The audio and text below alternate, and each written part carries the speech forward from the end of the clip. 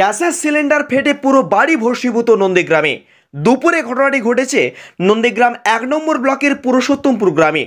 পুরুষোত্তমপুর গ্রামের বাসিন্দা সুভাষ দোলই তার বাড়িতে তার বৌমা দুপুরে বাড়িতে গ্যাসের ওভেন জ্বালিয়ে দুধ গরম করছিলেন। ঠিক সেই সময় গ্যাসের পাইপ লিকেজ হয়ে যায়। মুহূর্তের মধ্যেই আগুন লেগে যায় গ্যাসের সিলিন্ডারে এবং কোনো কিছু বুঝে ওঠার আগেই পুরো বাড়িতে ছড়িয়ে পড়ে আগুন। গ্যাসের আগুনে ভস্মীভূত হয়ে যায় পুরো বাড়ি।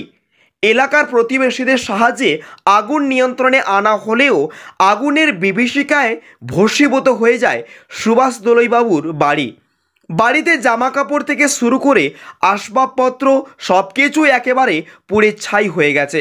অসহায় হয়ে পড়েছে নন্দীগ্রামের দোলই পরিবার। দাদা, ঘটনাটা কিভাবে ঘটলো? ওই পাইপ ফেটে গেছে। কিসের পাইপ? ওই গ্যাসের পাইপ। আপনারা কোথায় ছিলেন? আমরা এইখানে ছিলাম, ওই দুধ গরম করছিল, কম হালকা দুধ, সেই ধরাতে যে দেখা গেল যে বাস্ট হয়ে গেছে।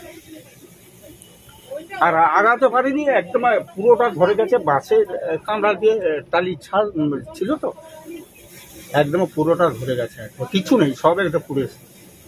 আপনার নাম? সুভাষ দোল। এটা কোন জায়গা? পুরুষোত্তমপুর, নন্দীগ্রাম পুরুষোত্তম। ঘটনাটা ঘটলো দাদা? এখানে এই রান্না করছিল আর কি, গোড়া থেকে লিক হয়ে গ্যাস সিলিন্ডারের ওভেন থেকে আগুনটা ধরে আর কি, ধরে উপরে টালিতে ধরে, তারপরে সেখান থেকে একদম বাঁশ কাঠ ধরে আগুন ধরে একদম উপর অবধি ওঠে। তখনই ঘরে আগুন লেগে এই হয়ে যায়। তারপরে গ্রামবাসীর এতে সহযোগিতায় নেবানো হয়েছে। আপনার নাম? আমার নাম রবীন পাত্র। আপনি কে হন এনাদের? আমি এনার পুত্রা হই, প্রতিবেশী পুত্রা। হ্যাঁ।